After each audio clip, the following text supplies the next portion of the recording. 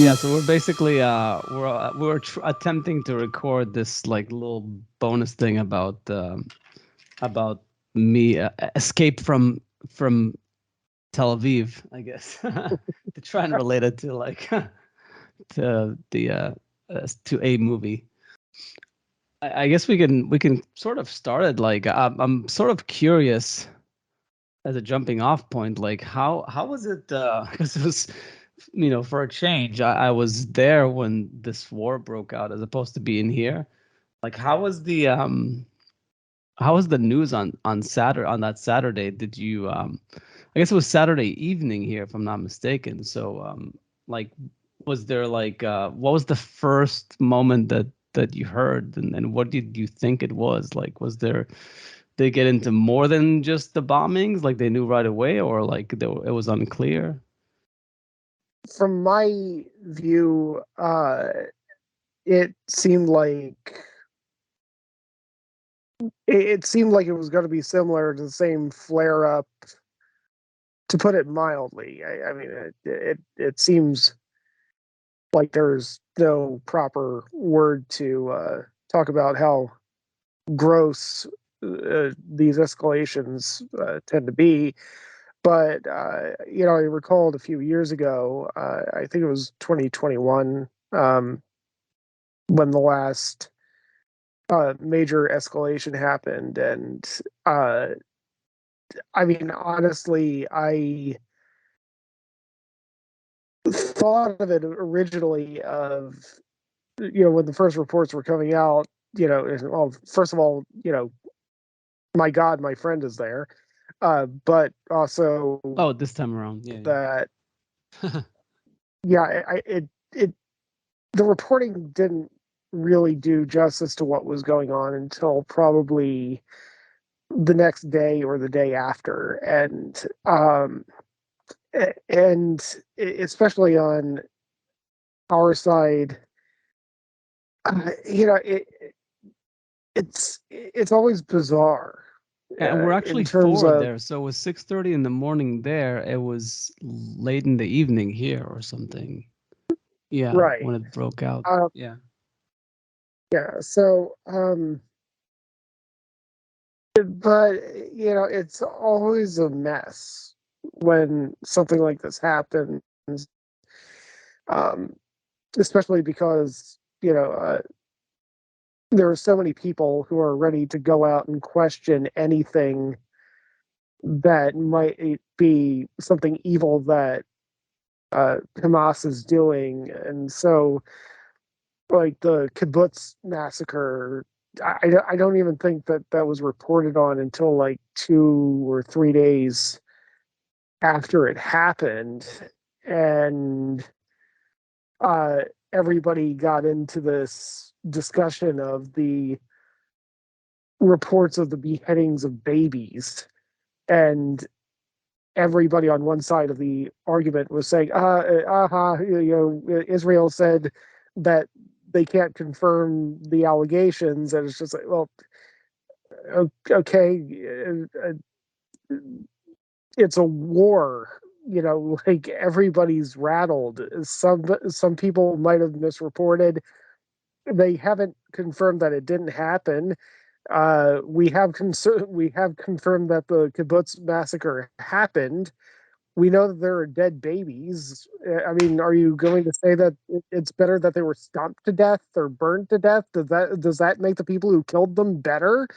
I it was just something that was throwing me, off the wall, that people would be like nitpicking at that issue, and then but yeah, I mean, I think it was a couple days after uh, the the attack happened that even stuff like that was arising, um, at least in the media here. But and I think that I'm fairly accurate about that, because if something pops up about Israel, I'm usually going to read it. But I don't know. It was a bit of a It's slow burn here. It sounds like the way they dripped information. Yeah, and yeah, it took a couple of days to realize that this is not just another day. This is not just another Hamas attack. This is not just another normal thing where you know Hamas is going to go out and try to kill as many Jews as they can, which they always do, and Israel is just going to put it down. It took a couple of days before I really it really sunk into me like no, they really caught Israel off guard here. No, but it definitely it felt it very much feels like, well, when you're like in a war situation, it does feel like a movie. Maybe that's how it can relate to it, because like it was 6:30 in the morning. I was still dealing with the jet lag because I landed on Wednesday morning and I still didn't have time to recover by Saturday morning. I was barely like that was going to be the day that I could potentially recover finally. And Yes. 6:30 in the morning, and the alarm tower is very close to where my parents live. It just like goes and it's like really loud. It's like right outside my window. It feels like very very loud. And I sleep with the window open because it's really hot in Israel and they don't turn the AC on. It actually doesn't work. They stop working. They have a ceiling fan in the room that I sleep in. But yeah, so I thought it was a dream. I thought it was a nightmare. I thought it was like me, like because I'm back in Israel, maybe I'm dreaming about the Gulf War, the whole like when there are like all the missiles coming from Iraq. We used to get those alarms all the time when I was a kid. And and also I had this like weird moment that like, oh shit, I might die. Like I had this like moment of like, is this like some serious bomb that's gonna drop and like I won't be able to escape it. Like you just don't know. And so we just got up and we kind of like went and we're all lazy in my family. We don't go because the building is old fashioned. You don't go we don't have a safe room. A lot of modern construction, they have one room within the apartment that's a safe room that's fortified that you can go into and sit, and it's a safer spot to be if a bomb drops. Um, my parents don't have that. Basically, there's a joint basement to the building. You have to go down 3 floors, and nobody would do that. So what we do is they say the second safest thing is to go to the middle of the building where the staircase is. But we're even lazier than that. So what we did, we just like hung out in the hallway between the rooms, essentially just being away from any walls and any glass that might like explode in our faces, essentially. Um, Mhm. so, and we're on the third floor. So if a bomb usually hits from above, it would like go. The building is like 5 floors, so like fifth, fourth. Hopefully, we get lucky; it doesn't go all the way to third floor. So we're just kind of like risking it. But yeah, and that's what we did for like a few minutes, and then very soon after, I think once the news kind of like got all gathered, like we just put the TV on and there was essentially a newscast started and did not end until I left Israel. It was literally there's no commercial breaks, there's no anything. There's one table and just rotating people, rotating anchors, rotating specialists and analysts and basically and then we had that channel on like just all day long and slowly as the morning progressed like we heard news of the invasion too and like the killings and at first it started like 20, 30 people so we thought, okay, thankfully like oh maybe it's just like a few like 100 terrorists came in and like but then hours went by and there was still no reports of the army getting there and then from thinking that it was 100 terrorists all of a sudden it's like it ballooned to like it might be 1,000 and then from 20, 30 people it ballooned to like maybe 100, 200 and the injured like went up and stuff and once they found out about the party too and it's just like one thing to the next it's just escalated and it was funny because there was like a 6 pack of beer in the fridge that morning and by like 2 3 p.m. it was like done. It was gone, and we already went to like the next six pack between like me, my brother, and my mom. I was just like stressed. Like you just like I literally just like what I did. I started drinking. I was like I was sitting in the hallway, stressing out about the alarms and the bombs. Like there's booms left and right. You know, not like where we were, but like a few miles away, so you can hear it, and it shakes. It shakes the windows a bit. And what are you gonna do? You just sit and you just you know sip beer. What else are you gonna do? And then the most surreal thing is like when it was lunchtime, um, it was like around 12, 1 p.m. It's like, so what do we do? Do we sit down and eat? You know, there's like a war going on. People are like dying, and you don't know what to do because you're supposed to. There's nothing you can really do aside from staying put. So we sat down to eat, and as the family that we are, we often argue over meals. My brother was really took it very, very hard, the whole situation, and he doesn't tend to when there's strictly bombing, but this time he really like more than us or anybody at that time. He kind of knew that this is much, much worse than everybody thinks it is, and Mhm. and me and my mom were like, well, it's still 20, 30 people. I can only hope that it's not as bad and that they'll get there quickly because the army was still not getting there by lunchtime. And he like just exploded on us. Are you nuts? They fucking massacred us.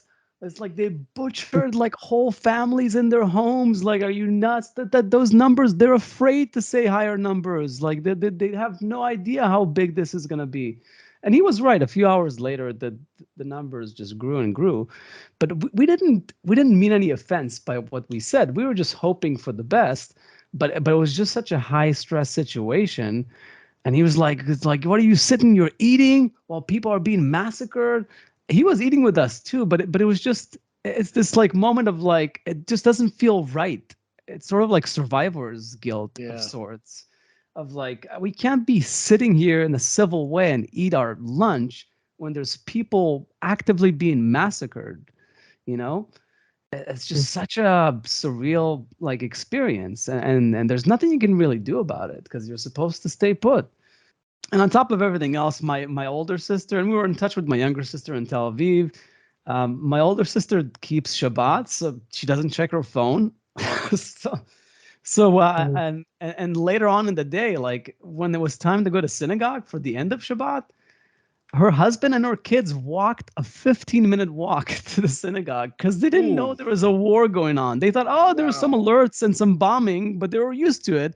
And if there hasn't been any bombs or alerts in the last few hours, which there was a short period in the evening that there was not as many, it was like, it's okay to go to synagogue, right? We've had this before. They had no idea about the invasion, about the massacre, about anything. Like, and at that time, there was like alerts that there might be people coming through the beach to Ashdod, to like our city.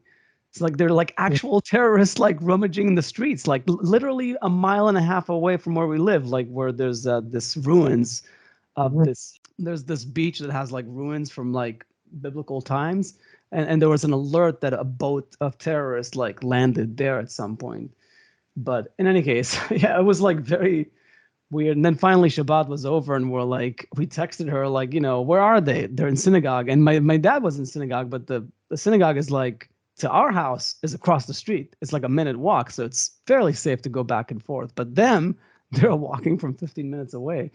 So we just told them, just make sure they go directly home from the synagogue and nowhere else. And they made it home okay and stuff. But it was just like some of this like just surreal kind of stuff. And there's like, the following days there's more stupid stuff like that. Like my younger sister, like the same evening she got tired of being stuck at home, they went to a park in Tel Aviv, Oh my like God. with the kids, because they got tired of like sitting at home. And then the next day they drove to Jerusalem to her husband's parents because they're like they wanted a change of scenery. Like, what fucking change of scenery? There's like bombs dropping and there's like terrorists in the country. Like, you're supposed to stay at home and not go anywhere.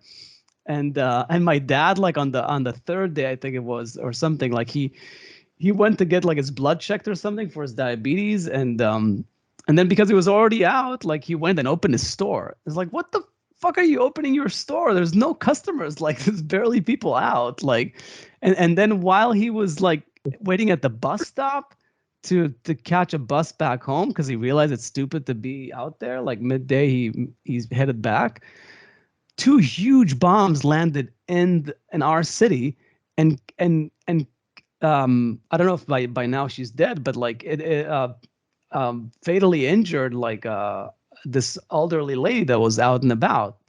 It's like that could have been him. Like he was at a bus Yeah. stop when these two landed. Like luckily it was miles from him, so he was okay. But it's just the Wow. kind of stuff that like you think about is like he could have died that day. You know, he was out and about, and then two bombs landed in our city, not outside of the city. It's just a matter of like a mile here, a mile there, and you could be dead. But yeah, there was like one time that I I wanted to go visit my sister's kids because they were stuck at home all day, and there was not a lot of alerts that day. I think it was like on the second or third day. So I just ran between the places, like a 15-minute walk. If I run it, it's like 5 minutes. But I felt like, that's not that risky if there hasn't been any alerts in the last hour or two.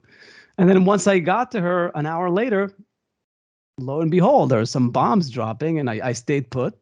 They have a newer apartment, so and their place is actually more convenient because the room is inside the apartment. But yeah, it's just like such a weird, except for like when I was there during the Gulf War, like it's a very weird thing to be in a war zone, like in a war like situation like that. It's It's very crazy. trippy. I don't want to sound like I'm in any way making light of anything, but I mean it's kind of telling when you think about it how you you and your whole family, it's like this is happening, and there's kind of this almost like, in a way, almost like a nonchalant like thing about it, like it's because it's so normal. It's crazy. Yeah, it's kind of like the what the stories said about like the British people and during World War II when there's the bombings, they sort of just went about their day because like what else can you do? Like, what are you going to stay Yeah. home for months? Like the war went on for years. And the only thing you can do is like keep an eye out for alerts and then try to like what I did on the run back from my sister. Um, they told me just take the longer way because I used the shortcuts. That's 5 minutes. Like take the longer way. It'll take you 7, 8 minutes to run it, but run along the buildings. So if there's like an alarm or an alert, you can just jump into the building. So you have some cover. It's like, fine, I'll do that. So you do things that like maybe are slightly, would be safer if something happens. But you have to. I mean, I was there. Why not visit with them and Yeah. Yeah. hang out for a few hours because they're like very close by. But yeah, it's a very strange situation. And then the making it out. That's a whole other story.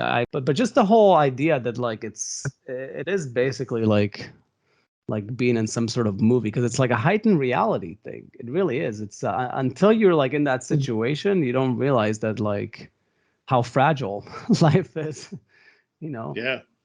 I'm just trying to picture Yeah. like the thing you said of like your parents' building has like the one room downstairs or something, and like trying to picture you all talking it out and just going like, eh, if the bomb hits, it'll probably hit the top floor. Like, well, we're gonna stay here in the living room or something. Whatever you said, like in Yeah, the you basically kind stairwell or of something. risk it. You're, And then you're of kind of all like things, you're weighing the options or something. It's like, and then like wow. it was 2, 3 days into the war, and one afternoon there was like this huge boom. It was louder than any of the bombs that's dropped until up until that point. I thought it was like an atom bomb. Like, what the fuck did like Hamas get their hands on? Like, I really thought that there was like some special weapon they're waiting to use.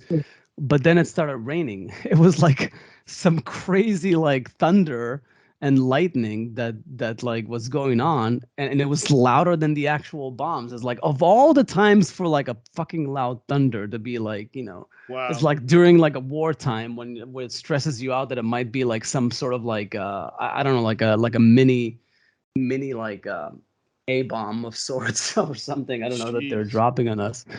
But but yeah, like it's just like every little thing is just stresses you out. But Mhm.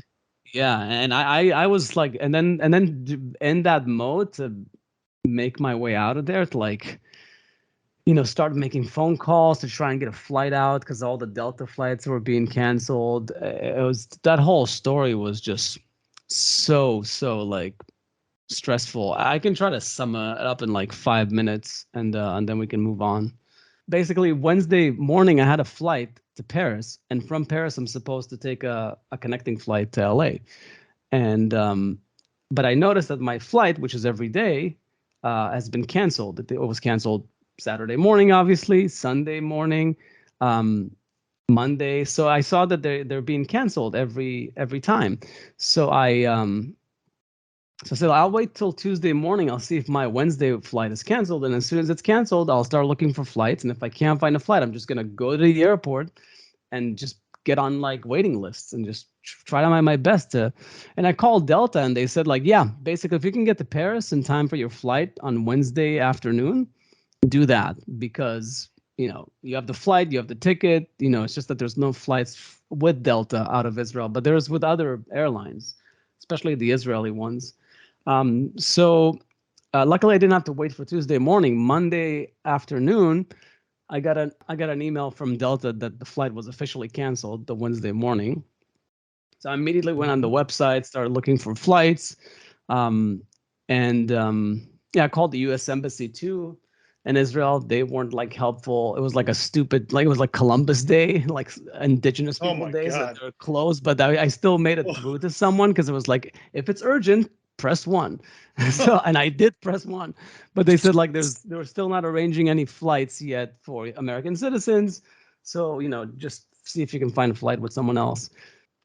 And every time I was clicking on a flight that I saw, it was mostly Turkish Airlines and like Czech Airlines that were doing flights out of Israel. Every time I click on a ticket, sold. It's like concert tickets in LA, like, because everybody was like, like trying to find like the next ticket out of Israel. And then out of the blue, like my younger sister was like in Jerusalem with the husband's parents, of my like brother-in-law's dad. Like, he's a tour guide and he knows travel agents. So she connected me with his travel agent, who was really good at getting tickets, and she was able to give me a ticket. It's just when I was about to give up on making a flight on Tuesday, and I would have to take one on Wednesday and miss my flight in Paris, and then I would have to like wait for the next day or the next day to catch the next flight. Luckily, she was able to find some flight on Tuesday that would get me to Paris in the evening, and then I would just stay overnight, and then the next day I would have my flight that was already scheduled. So, but the ticket that she found was with Turkish Airlines going through Turkey to Paris. There's a stop in Turkey, and I need to like take a taxi with an hour drive between airports. And I was like, I don't know if that's a good idea. And just then there was alerts that Israelis should keep a low profile in Turkey because it's a Muslim country, and whenever there's like escalation, they're not happy about Israelis being there. Like, there was already like some alert, like in Egypt, there was a bus that was like attacked or something with Israeli tourists. So I was like, she got me the ticket already. I said yes already. Let me just, I'll keep my head down. I'll play it off as like I'm an American. I have an American passport. I'm not Israeli. I'm not Jewish. Um, so I went to that flight like very early in the morning, like 3 in the morning or something. My brother took me. The flight was delayed 3 hours because of bombing alerts, which meant it made it tighter and tighter for me to make my connecting flight in Turkey. I get to Turkey. Turkey is also stupid. Like, I go to like the customs line, and the line is very like 20 minutes long. I get to the end of the line and say, "Where's your visa?" Like, what do I need a visa? I'm just catching a taxi to the next airport, and getting the fuck out of here. He's like, no, you need a visa. And then he showed me like this little window that's off to the side and nobody could see, where you're supposed to get your visa to enter Turkey for 1 hour. So I go back there. It's like $30 to get a visa. Just like a cash grab. So, and then I wait in line another 20 minutes for the customs thing. Meanwhile, I already like gave up on like, making my flight, because it was just between the 3-hour delay and this, like, it just wasn't going to happen. And the Wi-Fi there was terrible. Most airports in the world have free Wi-Fi and it's fairly easy to log into it. But Turkey has this stupid thing where they're supposed to text you something, but how can they text you if you don't have a connection in their country? It's a really stupid thing. Or you have to find a computer where it can give you a code. Come on, people. So in any case, I finally was able to log into the Wi-Fi somehow, and I had to activate my phone in Turkey, like just to get a text so I can do it. And I was messaging with like Diana, and she was like, "Oh, there's a flight like an hour later, and there's another flight in the evening to Paris. So if you don't make yours, just go to ticketing and do that." So and then I go outside once I get through customs. And the agent, the travel agent, told me specifically, just make sure you take the yellow taxis, because there's a lot of like really like, sort of like risque taxis and a lot of like hustlers there. Like just go to the yellow taxis, because those are the government issued taxis. So some guy immediately tried to pull me to some shuttle taxi, and I told him I can't. I have to like make my flight. I'm really in a rush. And then I was like, there's 2 yellow taxis. He was trying to push me to one of them. I was going to take the other one that he didn't push me to, but I was just trying to not create any conflict. I just went with it. I went with the guy that he recommended because it was still a yellow taxi. And the whole like 1 hour drive was just a nightmare. Like, and we didn't discuss price or anything. They told me it was supposed to be around like $50-$60. So I changed $80 to Turkish money just to have it available with some buffer. We get there an hour later, terrible taxi ride. He kept the windows down. He wanted to smoke. And I'm like, sure, whatever. I just want to get the fuck there. And then we get there and I'm like, I ask him how much it is. And he's like, he put down like 2,700 liras or something, which my $80 changed to like 2,200 liras. So he was asking for more than that. So I gave him what I had, and I said like, "Well, can I give you the rest in dollars?" And oh yeah, sure. Like he said, and he was looked in my wallet, and luckily I keep my money. I spread my money in different pockets in my backpack, and I leave only like $40-$50 at a time in my wallet, just in case somebody robs me. But he basically said, just give me the 50. That's going to be fine. And 50 is way more than what he was asking for. It should have been more like 20 extra. But I was like, I don't give a shit. I'm not going to go negotiate with this guy. Like, he's going to fucking drive away with my suitcase in the back of his taxi. I don't give a shit. Like, this is not a time to negotiate. So I just gave him the money, took my suitcase before he didn't even come out to help me get it out. That's how much of an asshole he was. Like, he helped me get it in just so I can go with the taxi. But as soon as he got his money, I'm not moving, dude. You get your own like suitcase out of your, whatever. So I go in, and I know I've already missed my flight. I go to ticketing. Took 40 minutes. They finally like said, well, too late to give you the 1 hour later flight, obviously, because it took you 40 minutes to even process this stupid thing. So we'll give you the evening flight, which was like 4 hours later. So I spent this whole 4 hours in the Turkish airport waiting for this flight, and and the Wi-Fi being stupid. I ended up, there was like 1 hour free if you do the whole stupid login. And then if you want an extra 2 hours, it's like €6, which is like $10. Like, fine, you assholes, I'll do that. I'll just pay the money, like whatever. I just need the Wi-Fi to communicate with people, to let them know what's going on with me. Because everybody was like messaging Diana, like my sister. Anyways, I finally make it on that flight. Lo and behold, again got delayed, not because of Israel bombings or anything, just because Turkish airline fucking sucks. But finally we get to like Paris at like 11 p.m. I try to find like a Delta counter just to make sure that my ticket for tomorrow is still available. And I even logged in when I was on the Wi-Fi in Turkey between flights. I was checking to see, and it still showed that my flight in Israel is canceled, but that my second flight still shows as active, meaning that I have a ticket for it. So I couldn't find a Delta counter just to verify this because Dana recommended that I do that. And I was like, okay, listen, I'll just go to the hotel. I reserved the hotel because we knew it was going to be an overnight. The agent helped me with that. It was like 6 minutes away from the airport. I took a taxi. It was like a funny taxi ride too, because like the guy asked for like 10 euros and I pulled out like the one bill in my wallet that was like a Turkish money. I gave him like a 10 lira bill, which is basically like giving someone 10 cents compared to like what a 10 euro is.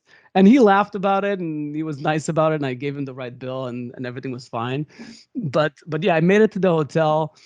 I logged into my computer. I kind of like just wanted to check a few things, before I rest up. So I go on the Delta website, and this is the big kicker. The flight is no longer there. Oh, from Paris to Los Angeles. There is a flight 6 hours from that point, meaning Wednesday morning, because it was Tuesday night when I got to Paris. Wednesday morning, Delta, just within the last hour or two, scheduled a flight from Israel to Los Angeles. oh my God. Direct? Direct. So all the Holy crap shit. I went to and $500-600 of plane ticket, taxi ride, hotel room, all the crap that I went to just to make the original flight that I had was for nothing. Like if I just sat on my ass in Israel and just like called Delta every few hours, eventually, and the thing is, this thing was updated on the website, but they never send an email or a text or anything saying that this has been updated. Like I had to discover this 6 hours before the flight was going to leave Israel. So I might have missed it as it is. Like I guess they assumed that because people would just call or check the website every few hours until there's a flight available, but who the fuck does that? And they didn't give me any impression that this was going to happen. They basically told me like, listen, if you can make it to Paris, just make it to Paris. So not only did I go through all this for nothing and almost double the cost of my trip to Israel for nothing, I also didn't have a ticket for the next day flight from Paris. That like if somebody were to buy the ticket that got released by Delta, I wouldn't have a seat. Yeah. So I had to get to the airport early in the morning. I didn't get there super early, but I got there like at 9 a.m. The flight was at 1. I left at like 9. I got there like 9:15, 9:30. I went straight to ticketing, obviously again, because I didn't have a ticket anymore because of Delta. Yeah. And luckily it seems like nobody bought that seat because like it seems like I got the exact seat that I put in my request when I booked the flight. So I was able to get the seat, waited for my flight, and finally got on the plane and made it back. But I'm telling you, when I like logged in and saw the flight, the direct flight from Israel, that was like a movie moment for me as well. Like that was like, oh my God, that's like the hero's journey type of thing. And then like in the heartbreak, like in the end, like I went through all of this. It's like since 3 a.m, I'm like on flights, connecting flights, like shady taxis. For what? Like I could have like saved all that shit if I had known that there's like a remote possibility Delta would like, save the day in the last minute. It's like a really unfunny version of the mom in Home Alone. Yeah, maybe. But in any case, I try to like keep it short, but it's Wow. That's the story. It's it's heartbreaking. I wanted to cry when I was there in the hotel room. I just wanted to cry. And like the next morning I said like fuck this. I'm not going to lose like my joy in the morning. There was a bath in the hotel room. I'm going to wake up in the morning. I'm going to take a nice warm bath. I'm going to relax and I'm going to get to the airport at 9 a.m. That's 4 hours before the flight. That's plenty of time to figure things out. I'm not going to like make myself suffer any longer than necessary because of everything that I've been through. Wow. Anyways, it just really sucks. But in any case, yeah, I felt like I don't know why. First of all, I was recovering the first few days back, but also I felt like for one thing, people are going through much worse horrors in this conflict. For me to like whine about like what I've been through. I mostly thought that it's kind of a crazy story, if nothing Yeah. else. And the thing that I wrote down, I kind of said how like anything I'm gonna say here is not gonna be remotely close to the horrors that people are going through, but I'm just one person with my own little story in this like conflict, and it's unfortunate, but I just found it to be a very amusing story considering all the stuff that I went through. It's not as if I just took a different flight that was as convenient as what I had planned originally, which was supposed to be like Israel to Paris, Paris to LA. It was way, way worse. And it had so many twists and unnecessary twists and turns. But You yeah. could, Gil, you could, add a little to it, spice it up a little, write a quick script about it, and call it like first world problems in a war torn world or something like that. Yeah.